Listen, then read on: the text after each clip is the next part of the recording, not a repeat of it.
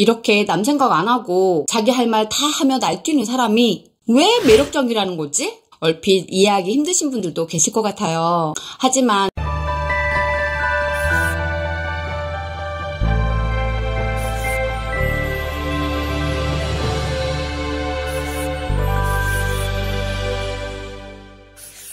안녕, 라붐 시클릿TV 작가 김상월입니다. 상대에게 늘 희생과 헌신만 강요하고 타인은 늘 자신의 수단, 도구로만 생각하는 나르들이 희생양에게 갑자기 친절하게 대해줄 때가 있다고? 이게 도대체 무슨 상황일까요? 본인만 생각하는 이기적인 특징을 가진 나르가 뜬금없이 친절을 베푼다면 마냥 기쁘지만은 않을 것 같아요. 그렇죠? 그런데요, 여러분. 나르가 뜬금없이 잘해주는 데는 분명하게 숨은 속셈이 있습니다. 제 주변을 비롯해 꽤나 많은 나르들이 이런 형태를 보이고 있다는 사실을 알게 됐고, 그래서 제가 궁금해서 만든 영상 여러분들께 풀어보겠습니다. 나르가 친절을 베푸는 경우는 딱 3가지 상황이 있는데요. 어느 경우 하나 중요하지 않은 상황이 없으니 마지막 내용까지 귀 쫑긋 하셔서 이제부터 초집중해주세요. 구독, 좋아요, 알림 설정, 그리고 정성 가득한 사랑의 댓글은 저에게 큰 힘이 됩니다. 감사합니다. 첫 번째, 물질적 이익이 생길 때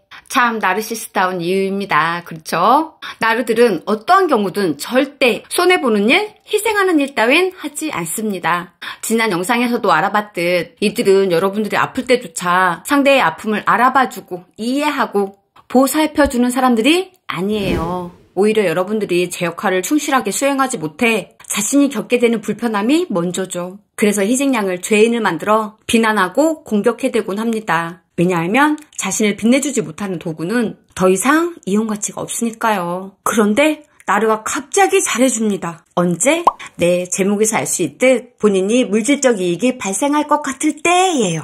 가슴 아프긴 하지만 예를 한번 들어볼게요. 희생양의 부모님이 돌아가셔서 받을 유산이 있다는 걸 알게 됐을 때 보험금, 적금, 주식 수익, 아파트 매매금 등 목돈이 생길 때입니다. 더불어 물질적 이익뿐만 아니라 이 일을 통해 자신의 이미지가 좋게 포장되거나 사람들에게 찬사를 받을 것 같을 때도 기꺼이 허위 친절을 베풀기도 하는데요. 하지만 거짓말과 꾸며진 연극의 진실은 언제나 밝혀지는 법이죠. 이들이 진짜 악질이고 위험한 이유, 바로 미안함이나 죄책감이 없다입니다. 거짓말이나 악행이 탄로가 나도 죄책감은커녕 오히려 상대를 탓하고 상대와의 친분을 이용해서 덮어 씌우거나 묻어갑니다. 그럼 착한 희생양은 또 당할 수밖에 없어요. TV 프로 금쪽 같은 내 새끼에 출연 중이신 오은영 박사님께서는 최고의 공감은 올바른 이해에서 시작된다라고 말씀하신 적이 있었는데 저는 이 말에 너무 공감이 되더라고요.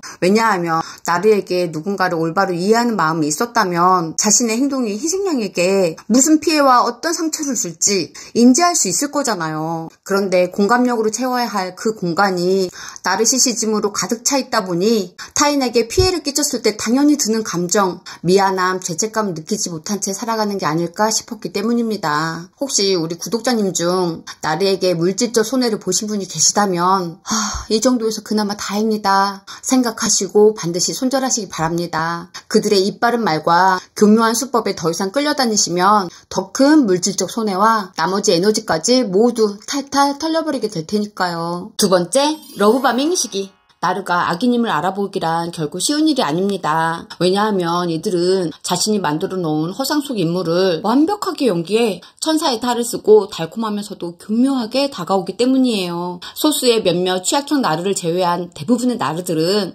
신기하리만큼 묘한 특징을 가지고 있었는데요. 뭘까요? 바로 사람들에게 인기가 많다는 점이에요. 대체 어떤 매력이 있길래 사람들이 좋아하는 걸까요? 나르시스트나 소시오패스는 자기중심적이고 당당하고 언변이 뛰어나 다른 사람의 눈치를 보지 않고 자기 할 말 다 하는 스타일입니다. 딱 한마디로 표현하자면 천둥벌거숭이 같다라는 생각이 들더라고요. 여기에서 천둥벌거숭이란 철없이 두려운 줄 모르고 함부로 덤벙거리거나 날뛰는 사람들을 말합니다. 제 주변에도 나르가 있었는데요. 나르라고 저장하기가 좀 그래서 천둥벌거숭이라고 입력을 해놨는데요. 정말 딱 어울리더라고요. 이렇게 남 생각 안 하고 자기 할 말 다 하며 날뛰는 사람이 왜 매력적이라는 거지? 얼핏 이해하기 힘드신 분들도 계실 것 같아요. 하지만 늘 배려하고 희생만 하고 할 말 있어도 꾹꾹 참는 착한 사람들이나 에코의 눈에는 꽤나 매력적으로 다가올 수도 있습니다. 왜냐하면 나르의 선을 넘는 행동, 오만함이 오히려 당당해 보이고 자신감이 넘쳐 보일 수도 있으니까요. 그런데 이렇게 매력적인 사람이 여러분들한테 특별한 관심을 보여주고 친절하게 다가오니 설레입니다. 흔들립니다. 네, 이게 러브밤입니다. 라붐 시클릿TV 나르에 관한 여러 편의 영상을 통해 제가 누누이 강조드렸던 러브바밍이란 나르시스트가 상대를 사로잡기 위해 관계 초반에 강렬하면서도 과도한 애정을 마치 폭탄처럼 터뜨리는 행위들을 말해요. 로맨틱한 열정적인 구애, 과도한 찬사, 특별한 선물, 이벤트 등을 펼치면서 희생양을 영화 속 주인공으로 만들어줍니다. 이 정도의 스케일이 있는 사람인데 더군다나 러브밤밍 시기에 여러분들이 아프다면 환심을 사는 일쯤은 일도 아닌 거죠. 상대가 너무 과하게 다가온다면 한 번쯤 냉정하게 생각해 보셔야 합니다. 이들이 러브밤밍을 하는 목표는 두 가지인데요. 첫 번째는 착취, 두 번째 러브밤밍 가스라이팅을 통해 자신에게 빠져들게 만들어 자신을 무한 신뢰를 하게 만든 후 마음대로 조정하려는데 그 목표가 있는 아주 교묘한 수법이니까요. 세 번째, 후버링에 돌입했을 때. 후버링이란 악성 나르시스트나 소시오패스가 자신의 희생양이 떠나갈 것 같을 때 교묘한 수법, 핑계, 행위를 하며 다시 접근하고 걸려들게 만들어 가둬두려 하는 모든 과정을 말합니다. 나르시스트가 후버링을 시작했다는 건 두 가지 상황을 유추해 볼 수 있어요. 첫 번째론 여러분과의 관계가 소홀하거나 멀어졌던 상황.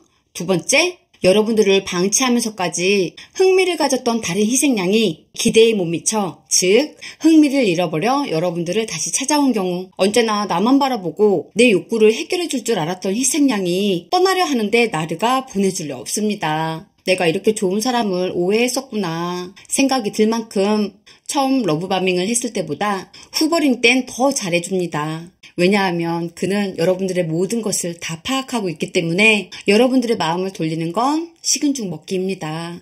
그런데요, 정말 정신 바짝 차려야 하는 단계가 이 후버링 단계예요. 왜냐? 자신의 친절에도 불구하고 순순히 자기 말을 따르지 않으면 드디어 가면이 벗겨지기 시작하는데 희생양의 취약점을 꼬투리 잡아 협박, 폭언, 폭력, 스토킹 등 생각만 해도 끔찍한 범죄로까지 이어질 수 있기 때문입니다. 이 사람은 진정 나를 원하는구나.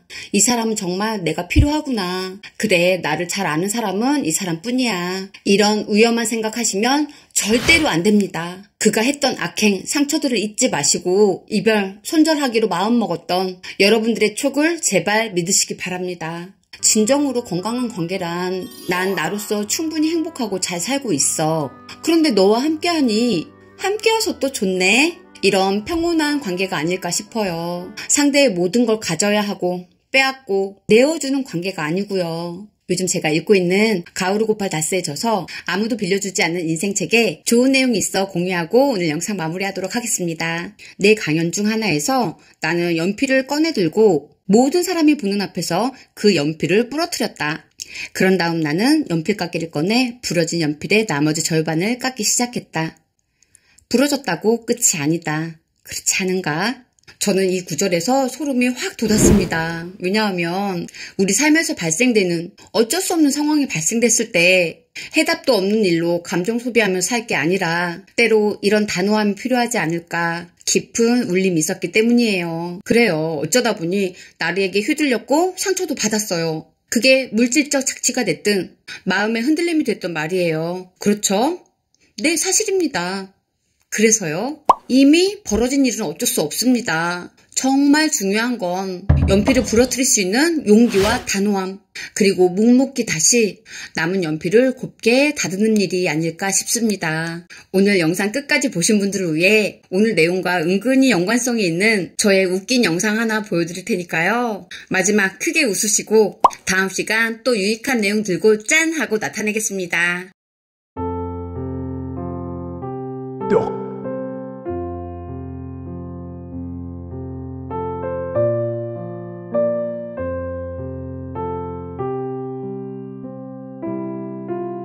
영상 너무 집중해서 보시느라 좋아요 누르는 걸 깜빡하셨다면 지금도 늦지 않았으니 좋아요 한번 꾹 눌러주시고요.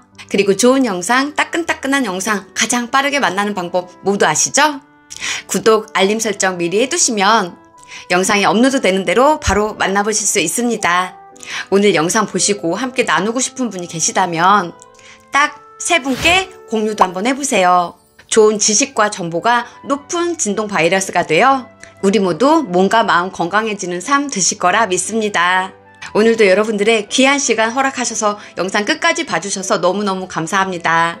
오늘은 우리가 사랑하고 감사하며 살기 딱 좋은 날입니다. 많이 사랑하고 많이 감사하며 살기로 해요. 여러분 사랑합니다. 감사합니다.